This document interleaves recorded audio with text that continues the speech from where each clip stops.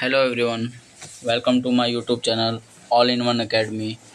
Students, आज हम लोग यहाँ पे English standard 12th English chapter number 2 lost spring करने वाले हैं, जिसका पार्ट 1 आज ही कंप्लीट करना है। यहाँ पे देखो, lost spring stories of stolen childhood. Stolen childhood किस लिए बोला गया है कि ऐसे लड़कों के बारे में बात किया है जिन्होंने अपना बचपना खो दिया है। मतलब वो लोग यहाँ वहाँ चाइल्ड लेबर करते ही उनका काम था, इसी वजह से यहाँ पे बोला गया है stolen childhood.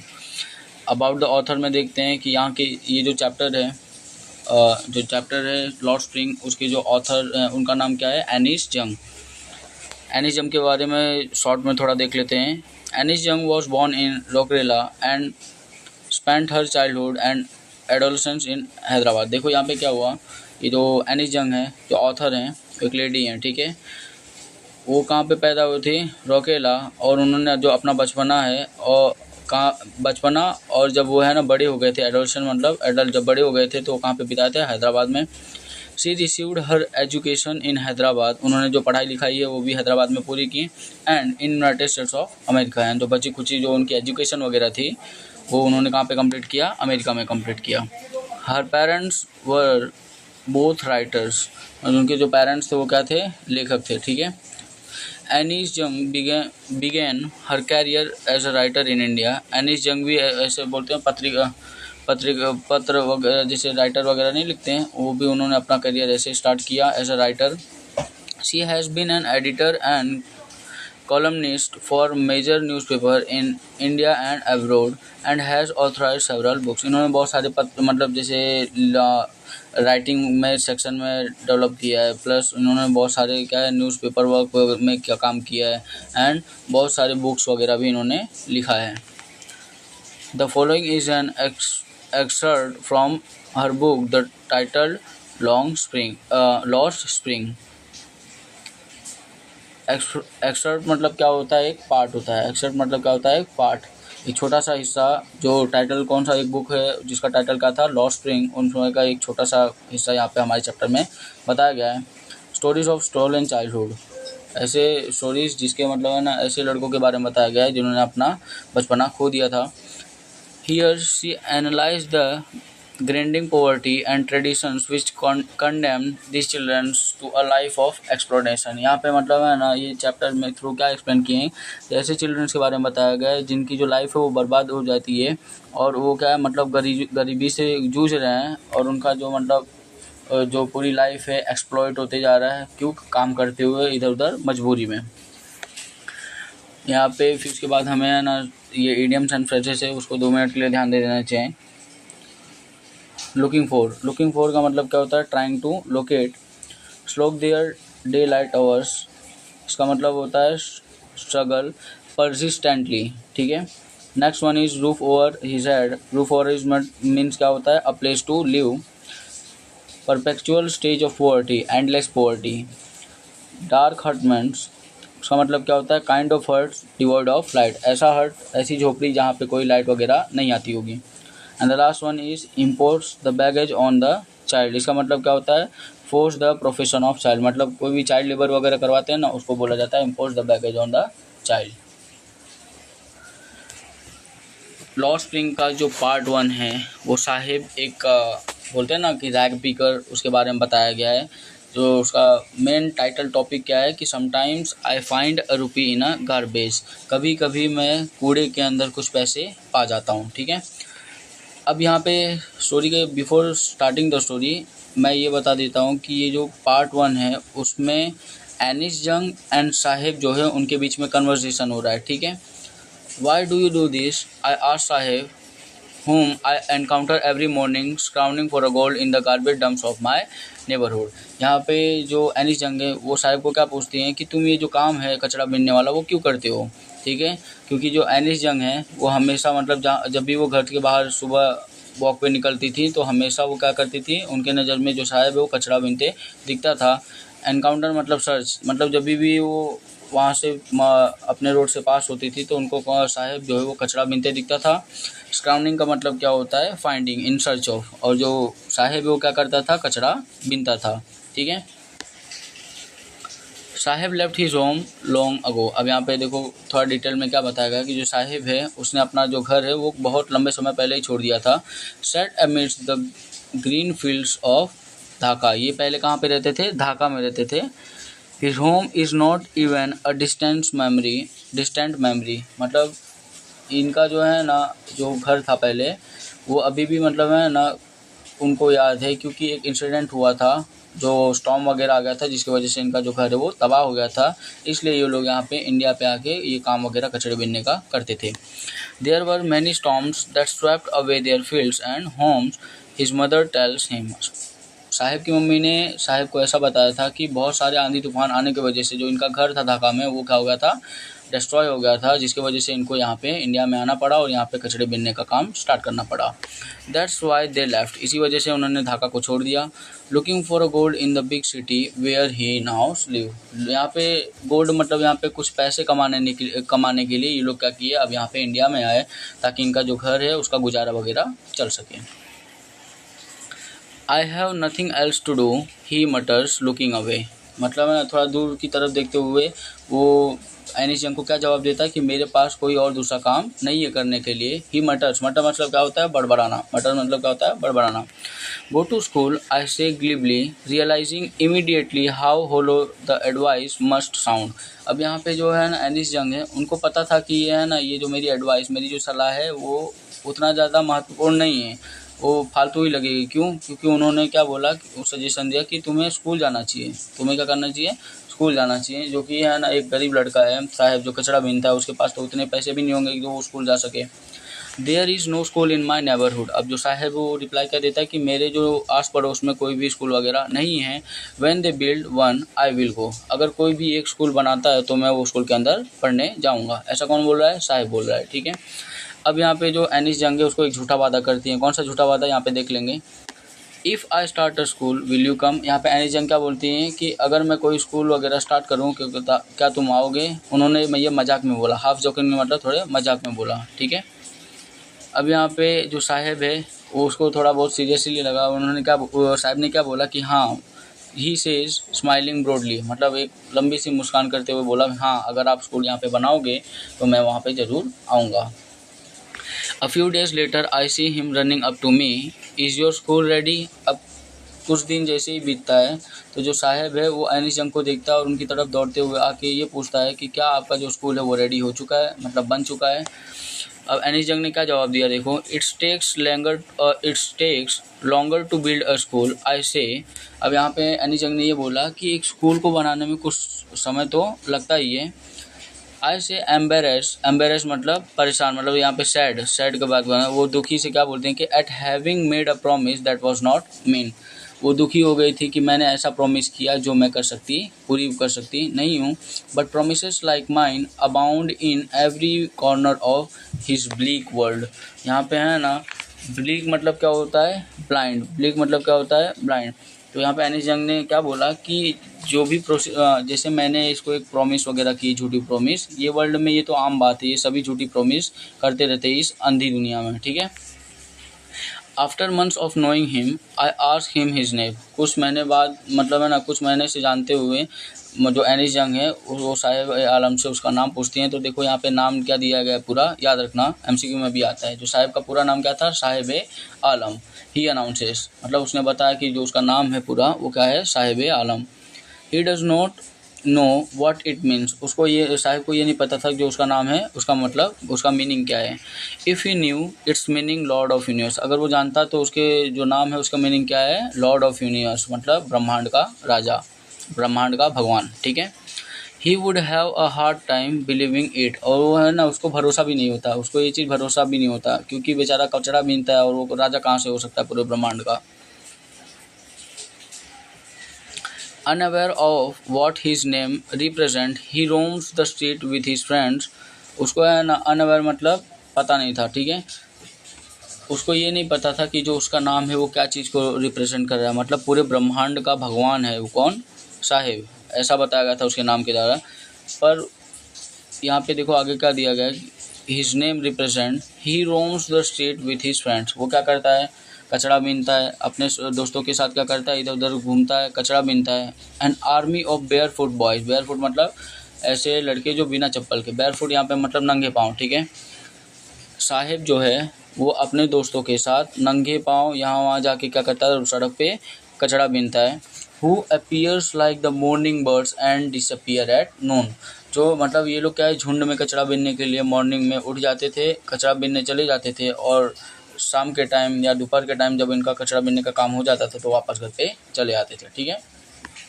Over the months I have come to recognise each of them, एक महीने पास होते ही, जैसे जैसे एक महीना बीतते गया, जो एनिस यंग है उनमें से सभी को पहचानने लगे, जो भी इनके ग्रुप में फ्रेंड्स और साहिब के ग्रुप में जो फ्रेंड्स वगैरह कचरा बीनने जाते थे ना, उनकी बात हो रही है, ठीक है।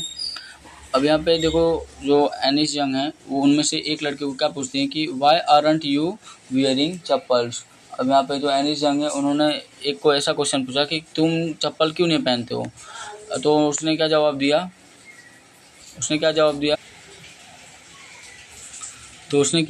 जो मेरी मम्मी है, my mother did not bring them down from the shelf, मतलब जो ताड़ है उस पे से नीचे मेरी मम्मी जो है वो नहीं उतारती हैं क्या, chappals. Even if she did he will throw them off, adds another who is wearing shoes that do not match. अब यहाँ पे एक दूसरा लड़का होता है, वो क्या जवाब देता है, वो ये बोलता है कि अगर मेरी मम्मी ताड़ पर से नीचे मेरे चप्पल पहनने के लिए उतार भी दें तो मैं उसको पहनूंगा नहीं, बल्कि फेंक दूंगा। और वो जो लड़का है दूसरे जिसने जवाब दिया, वो क्या किया था, उसने है ना मतलब ऐसा शूज़ पहना था जो मैच नहीं कर रहा था, मतलब दोनों का अलग अलग था, जो पैर्स थे शूज़ के वो अलग अलग थे। When I commented on it, he shuffles his feet and says nothing। जैसे ही मतलब है ना एनी जंग उसके बारे में कमेंट करती हैं कि मतलब तुम्हारा जो दोनों जूता है वो अलग अलग है, तो वो क्या करता है, अपना जो पैर है वो क्या करता है, छुपा लेता है और कुछ बोलता नहीं है। I want shoes.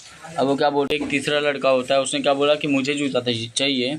She is a third boy who has never owned a pair all his life, उसने कभी भी अपने लाइफ में कभी एक पेयर ऑफ शूज़ पहना नहीं था। Travelling across the country I have seen childrens walking barefoot, पूरे कंट्री में, पूरे इंडिया में ट्रैवल करते हुए, सफ़र करते हुए मैंने बहुत सारे ऐसे लड़कों को देखा है, ऐसे बच्चों को देखा है जो नंगे पाँव चलते हैं। In cities on village roads it is not lack of money but a tradition to stay barefoot. पर इन लोग का है ना ये कारण नहीं है कि इनके पास पैसा नहीं है, मतलब पैसे की कमी, लैक ऑफ मनी मतलब पैसे की कमी, पर इनके लिए एक ट्रेडिशन मतलब क्या होता है, जैसे आदत टाइप हो गई है, टू स्टे बैरफुट। याद रखना साहेब और ऐसे लोग के लिए ये जो चप्पल पहनना, अब वो क्या हो गया है, चप्पल ना पहनना एक आम सी बात हो गई है, जो चप्पल ना पहनना वो एक आम सी बात हो गई है। इनको है ना ये जो लैक ऑफ मनी वगैरह ये शो नहीं करता है, ठीक है। I wonder if this only an excuse to explain away a perpetual stage of poverty. मुझे जहाँ तक मैं सोच रही हूँ, मैं इमेजिन कर रही हूँ, ये लोग बहाना मारते हैं ना कि हमारी आदत है जो नंगे पाँव घूमने की, ये इनका है ना एक बहाना है, इनका एक क्या है, बहाना है, ताकि ये अपनी गरीबी को छुपा सके। परपेचुअल स्टेज ऑफ पॉवर्टी मतलब एंडलेस पॉवर्टी, ऐसी गरीबी जो इनकी ख़त्म नहीं होती। देखो यहाँ पे एग्जैक्टली हो क्या रहा है कि एनी जंग ने ऐसा बोला कि जो भी इन्होंने मतलब है ना पूरी इंडिया को ट्रैवल किया है, पूरे इंडिया में जो घूमी है, तो ये जो बहुत सारे गरीब लोग जो होते हैं वो नंगे पाँव जो चलते हैं यहाँ वहाँ सिटीज़ में, विलेज रोड्स पे, तो उनके लिए तो ये आम बात है, तो ऐसा एक्सप्लेनेशन दिया गया कि ये है ना उनके पास पैसे की कमी होने की वजह से नहीं, ये कारण नहीं है, पर उनका एक जैसे रीति रिवाज टाइप हो गया। ट्रेडिशन मतलब रीति रिवाज जो है कि हाँ हमें क्या करना है, नंगे पाँव ही यहाँ वहाँ सड़क पे घूमना है। और पर एनिस जंग को है ना ये उनके दिमाग में आता है, सोच आता है कि ये ऐसा भी हो सकता है कि वो लोग अपनी गरीबी को छुपाने के लिए, जो कभी भी ना ख़त्म होने वाली जो गरीबी है उसको छुपाने के लिए ये सब बहाना बनाते हैं, ठीक है। आगे बढ़ते हैं। I remember a story of a man from Udipi once told me. अब यहाँ पे है ना देखो जो एनिस जंग है वो एक ओडीपी में एक मैन था, उसके बारे में जो स्टोरी बताया गया है। As a young boy he would go to school past an old temple. अब यहाँ पे देखो एज अ यंग मैन, जब वो जवान था तो जब वो एक जवान लड़का था तब वो कहाँ पे स्कूल वगैरह पे जाया करता था। Where his father was a priest. एक यहाँ पे जो एनिस जंग है, वापस से रिपीट कर रहा हूँ, उन्होंने एक बॉय है उडुपी में, उसके बारे में बताया गया कि as a young boy he would go to school past an old temple where his father was a priest. वो एक लड़का था उडुपी में जो बिलोंग करता था। जब वो छोटा लड़का था वो स्कूल जाया करता था और जो उसके पापा थे वो पुजारी थे। प्रीस्ट मतलब पुजारी एक टेम्पल में थे, ठीक है। He would stop briefly at the temple and pray for a pair of shoes. वो क्या करता था, टेम्पल के अंदर जाके एक विश मांगता था कि कभी उसको एक जोड़ी जूता मिल जाए। 30 years later I visited his town and the temple। 30 साल बाद जैसे ही अनीस जंग वहाँ पे उसके टाउन में, उसके जो इलाके हैं वहाँ पे जाती हैं, तो which was now drowned in an air of dissolution. अब यहाँ पे क्या बोला गया है, जैसे ही डिसोल्यूशन मतलब क्या होता है, निराशा। डिसोल्यूशन मतलब क्या होता है, निराशा।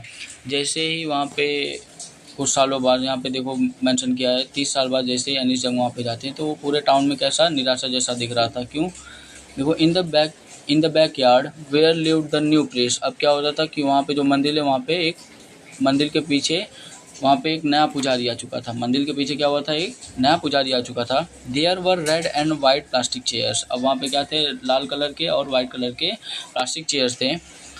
अ young boy dress in a grey uniform wearing socks and shoes arrived panting and threw his school bag on a folding bed। अब क्या उन्होंने देखा था, नोटिस किया था कि एक बॉय है जो है ना ग्रे कलर का यूनिफॉर्म पहना है, सॉक्स पहना है, सॉक्स भी पहना है और जो शूज़ वगैरह वो भी पहने हैं। Arrived painting and through his school bag on a folding bed. वो क्या करता है, वहाँ पे पहुँचता है और थोड़ा परेशान हुए वो क्या करता है, अपना जो स्कूल बैग है वो बेड जो फोल्डिंग बेड है वहाँ पे फेंक देता है। Looking at the boy I remembered the prayer another boy had made to the goddess when he had finally got a pair of shoes. और उसी चीज़ को देखते हुए जो एनिस जंग है उनको याद आ जाता है कि हाँ मुझे भी याद है एक लड़का था जो है ना भगवान से प्रार्थना कर रहा था पेयर ऑफ शूज़ के लिए। Let me never lose them. अब यहाँ पे देखो इसमें क्या बोला कि when he had finally got a pair of shoes let me never lose them. जैसे उसने फाइनली वो पेयर ऑफ शूज़ पा लिया तो उसके माइंड में क्या होगा कि मुझे अब ये जो पेयर ऑफ शूज़ हैं उसको कभी खोना चाहिए नहीं। The goddess had granted his pair, मतलब ग्रांटेड मतलब क्या होता है, परमिशन दे देना, ठीक है। मतलब जो गॉडेस हैं, जो भगवान हैं, उन्होंने उन जो उसकी प्रेयर वगैरह थी वो सुन ली। जो बॉयज़ की, वो बॉय की प्रेयर क्या थी कि उसको एक पेयर ऑफ शूज़ मिल जाए। Young boys like the son of the priest now वोर शूज़। अब ये जो जवान लड़के जो प्रीस्ट के जैसे ऐसे कई जवान लड़के अब क्या करते हैं, एक जोड़ी जो जूता वगैरह होते वो पहनते हैं। But many others like the rag pickers मतलब जो कचरा बीनने वाले, ठीक है। But many others like the rag pickers in my neighbourhood remain shoelace. अब यहाँ पे एनी जंग ने कैसा बोला है कि यहाँ पे जो प्रीस्ट का लड़का था उसने प्रे किया था, उसको भगवान ने उसके सुन ली और उसको क्या हो गया, अब पेयर ऑफ शूज़ मिल गया। पर ये जो एनिस जंग है उनके आस पड़ोस में जो भी रैग पिकर्स रहते हैं, मतलब जो कचरे बीनने वाले लड़के रहते हैं, वो आज भी नंगे पाँव यहाँ वहाँ कचरा बीनते हैं। माई एक्वेंटेंस मतलब क्या होता है, रिलेटिव। एक्वेंटेंस मतलब क्या होता है, रिलेटिव या फिर नॉलेजेबल पर्सन, ठीक है। यहाँ पे देखो क्या बोला गया है, my acquaintance with the barefoot rag picker leads me to Seemapuri.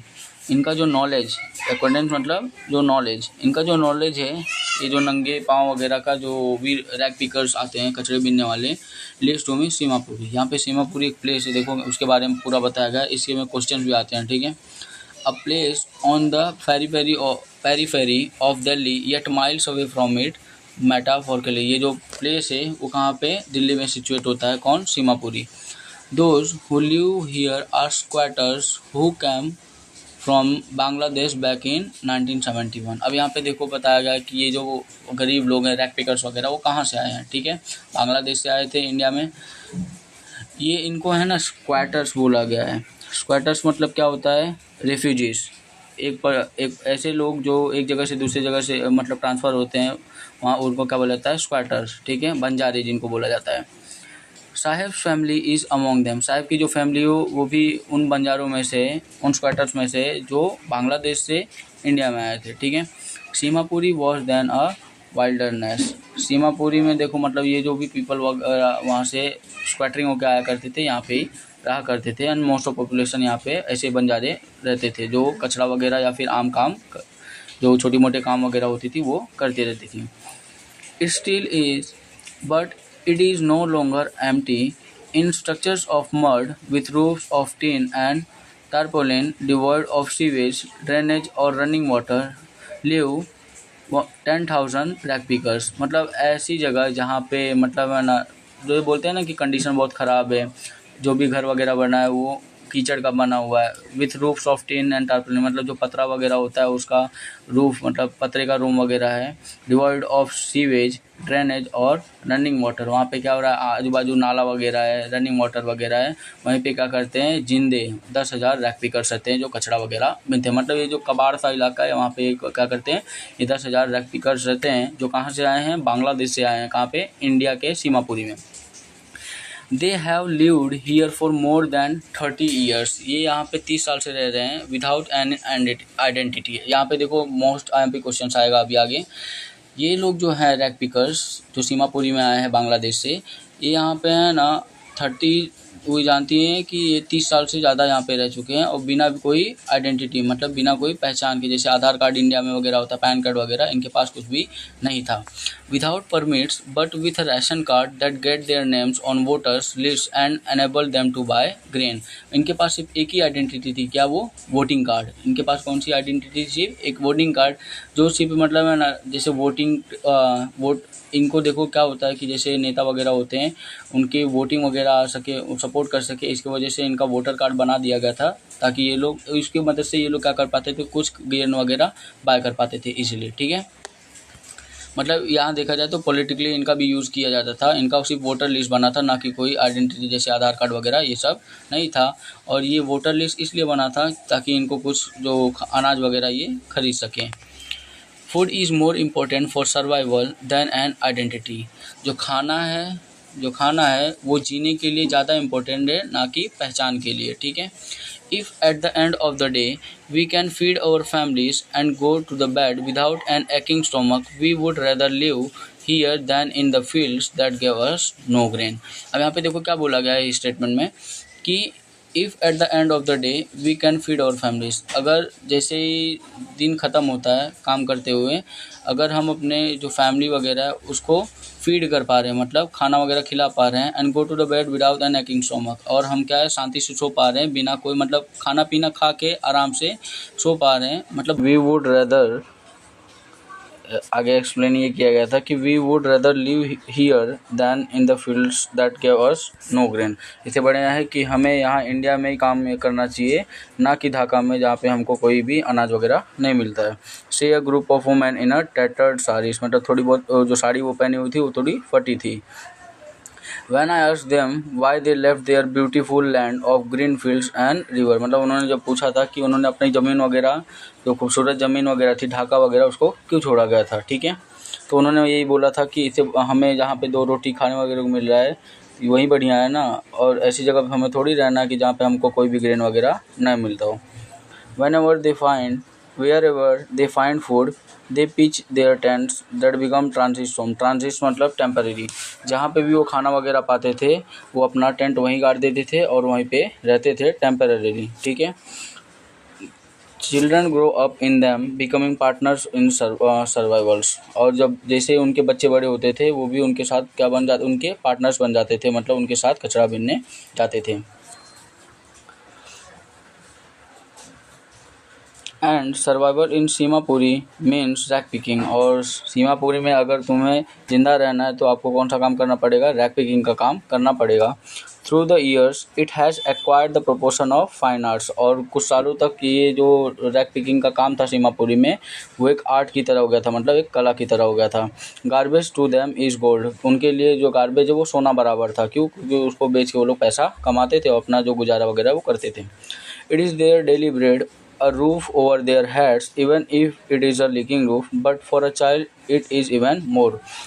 Seemapuri के लोग के लिए वो कैसा था, सबसे पहला गार्बेज गोल्ड की तरह था, वो उनके डेली ब्रेड की तरह था, मतलब सिंपल सा जीने खाने का एक जरिया था। ठीक है, उनके लिए घर का एक छत था, जैसे रूफ जिसको बोला गया, उनके लिए क्या था, एक छत था। भले वो जो रूफ है वो लीक करे तो क्या हुआ, पर उनके लिए मतलब जीने खाने का एक सहारा था, क्या, गार्बेज बीन के उसको पैसा जो कमाते थे वो। ठीक है, पर जो चिल्ड्रंस हैं उनके लिए तो इससे ज़्यादा महत्वपूर्ण था क्या, गार्बेज। क्यों, यहाँ पे रीज़न देखो आगे दिया गया है। I sometimes find a rupee even a 10 rupee note, Sahib says. यहाँ पे साहिब क्या बोलता है कि कभी कभी मैं कुछ रुपए या फिर 10 रुपये का नोट भी पा जाता था, किसमें, कूड़े कूड़े के अंदर, जो गार्बेज है उसके अंदर। हिज आइज लाइटनिंग अप, मतलब उसकी आंखों में एक अलग ही खुशी की चमक दिखते हुए ये बता रहा था, ठीक है। When you can find a silver coin in a heap of garbage, मतलब झुंड, हीप मतलब यहाँ पे झुंड of garbage, you don't stop scrounging for there is a hope of finding more. जब भी अगर मान लो तुम कोई, अगर मान लो कि चांदी का कॉइन वगैरह, सिक्का वगैरह तुम अगर पा गए, तब तो तुम और ज़्यादा लालच दिखेगा, और तुम क्या करोगे, और मतलब और पाने की इच्छा में क्या करोगे, कचरे के अंदर ढूंढते रहोगे कि और कुछ मिल जाए। It seems that for children garbage has a meaning different from what it means to their parents. ऐसे भी एक स्टेटमेंट से क्वेश्चन पूछ सकते हैं, क्योंकि जो गार्बेज है उसका मीनिंग चिल्ड्रंस के लिए और पेरेंट्स के लिए, दोनों के लिए बहुत अलग है। कैसे? For childrens it is wrapped in wonder. Childrens के लिए क्या है, वंडर है, मतलब वो हमेशा से है ना, मतलब रहता है कि सोचते रहते हैं दिमाग में कि गार्बेज के अंदर कुछ ना कुछ अच्छा चीज़ मिल जाए, जैसे कॉइन वगैरह मिल जाए, पैसे वगैरह मिल जाए, ठीक है। For the elders it is a means of survival. पर जो बड़े लोग थे, जो उनके पेरेंट्स वगैरह थे, उनके लिए वो क्या था, एक जीने खाने का जरिया था। One winter morning I see Saheb standing by the fence gate of the neighbourhood club. एक दिन क्या हुआ, जो एनिस जंग है वो साहिब को देखती हैं। वो कहाँ पे खड़ा था, गेट के पास खड़ा था। कहाँ पे खड़ा था, गेट के पास, उनके पड़ोस के क्लब में। वो क्लब कौन था, sports club. Watching two young man dress in white playing tennis. और वो क्या कर रहा था, लड़कों को, मतलब 2 लड़कों को देख रहा था, जो क्या कर रहे थे, जो क्या पहने थे, वाइट टी शर्ट पहने थे, और वो लोग क्या कर रहे थे, जो टेनिस है उसको खेल रहे थे। I like the game he hums content to watch it standing behind the fence. वो गेट के पीछे ही खड़े होकर क्या बोल रहा था मनोमन कि हाँ, मुझे है ना जो ये गेम है टेनिस का, वो बहुत ही पसंद है। I go inside when no one is around. मैं टेनिस क्लब के अंदर कभी चला जाता हूँ जब कोई वहाँ पे नहीं होता है। He admits the gatekeeper lets me use the swing. और जो गेट कीपर है उसको जो स्विंग है, टेनिस में खेलने का जो स्विंग होता है, उसको यूज़ करने देता है। Sahib too is wearing tennis shoes that look strange over his discolored shirt and shorts। अब कभी क्या होता था, जो साहिब जो है वो टेनिस शूज़ को है ना पहन लेता था, और वो बहुत ज़्यादा अजीब दिखता था। वो कैसा दिखता था, बहुत ज़्यादा अजीब दिखता था, क्योंकि वो डिसकलर्ड शर्ट एंड शॉर्ट्स, मतलब जो शू का कलर और उनके शर्ट्स और शॉर्ट्स का कलर जो साहिब का, वो बहुत ही अलग था, मतलब मैच नहीं करता था। Someone gave them to me. वो बताया कि कुछ लोगों ने उसको ये गिफ्ट किया था, किसको, साहिब को। He says in the manner of explanation, ये समझाते हुए वो बोलता है, the fact they are discarded. उन्होंने ये जो फैक्ट है वो डिस्कार्ड, मतलब मना कर दिया कि shoe of some rich boy who perhaps refuse to wear them because of a hole in one of because a hole in one of them. अब यहाँ पे उन्होंने ये एक चीज़ रीजन्स को नकार दिया था, क्या, क्योंकि उन्होंने ये जो शूज़ था उसको गिफ्ट इसलिए किया था क्योंकि उसके एक पैर में क्या था, होल था, मतलब एक जूते के पार्ट में क्या था, होल था। For one who has walked barefoot even shoes with a hole in a dream come true.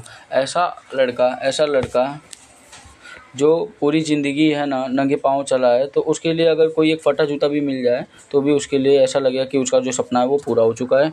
But the game he is watching so intensely मतलब बहुत ही मन से, ठीक है, जो गेम वो देख रहा था टेनिस का बहुत ही मन से, is out of his reach. Out of reach मतलब उसके लिमिट से बाहर था, मतलब उतना पैसे उसके पास नहीं होंगे कि वो, उसके माँ बाप उसको टेनिस वगैरह सिखा पाया, पढ़ा पाया, ठीक है। This morning Saheb is on his way to the milk booth. अब यहाँ पे ही जो टर्निंग पॉइंट आता है, और यहाँ से ही मोस्ट ऑफ इम्पोर्टेंट क्वेश्चंस पूछे जाते हैं बोर्ड्स एग्जाम में भी, ठीक है। अब क्या होता है, अगली सुबह जो साहिब है वो मिल्क बूथ, मतलब है ना दूध वगैरह का जो है वो लेके जा रहा होता है। उसके हाथ में देखो क्या होता है, स्टील कैनिस्टर होता है। In his hand is a steel canister. Sahib के हाथ में क्या होता है, एक स्टील कैनिस्टर, जो केटली नहीं होती चाय की केटली, वही बताया गया है यहाँ। I now work in a tea stall down the road he says pointing in the distance. अब यहाँ पे क्या है कि एनिस जंग को बताते हुए, हाथ दिखाते हुए, डिस्टेंस मतलब दूरी पे हाथ दिखाते हुए क्या बोलता है कि मैं अब यहाँ ये जो टी स्टॉल है, ये जो चाय की दुकान है, यहाँ पे क्या करता हूँ, काम करता हूँ। I am paid 800 rupees and all my meals. मुझे यहाँ पे 800 रुपये पे किया जाता है और खाना भी दिया जाता है, ठीक है। Does he like the job. अब यहाँ पे क्वेश्चन क्या राइज होता है कि क्या तुम मतलब क्या ये जॉब पसंद है था साहिब को, मतलब ये जो टी स्टॉल है यहाँ पे काम करना साहिब को अच्छा लगता था। I ask his face I see has lost the carefree look. जैसे ये इन्होंने ये एनिस जंग ने ये क्वेश्चन पूछा तो जो साहिब का केयर फ्री लुक था वो क्या उसको खो दिया था। केयर फ्री लुक इसलिए बोला गया है क्योंकि जब वो कचरा वगैरह बीनता था तो मतलब केयर फ्री था, मतलब उसको कोई टेंशन वगैरह नहीं था और उसके अंदर हमेशा से एक्सपेक्टेशन रहता था कि जो कचरा है उसके अंदर कभी ना कभी कुछ पैसे वगैरह मिल जाएंगे, इसलिए वो हमेशा वो क्या रहता था, केयर फ्री वगैरह लुक रहता था।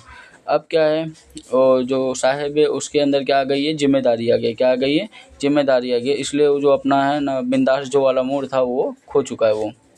The steel canister seems heavier than the plastic bag he would carry so lightly over his shoulder। अब यहाँ पे शोल्डर यहाँ पे ऐसा इसलिए बोला गया है, सुनो, जो स्टील कैनिस्टर है अब वो ज़्यादा भारी लगता है as compare to the plastic bag. ये इसलिए बोला गया है क्योंकि जो स्टील कैनिस्टर, देखो अभी पूरा रीड करेंगे तो यहाँ पे आंसर समझ आ जाएगा। द बैग वॉज हिज, मतलब जो रैक पिकिंग वाला जो बैग था वो किसका था, साहिब का था। The canister belongs to the man who owns the tea shop, but ये जो स्टील का कैनिस्टर है चाय का वो किसको बिलोंग करता है, मतलब इसका ऑनर कौन है, वो टी शॉप का मालिक। Sahib is no longer his own master, साहिब अब अपना खुद के मन के मर्जी का मालिक नहीं रहा। यहाँ पे इसलिए देखो बोला गया है कि जो स्टील कैनिस्टर है वो भारी क्यों है as compare to the bag of rack picking.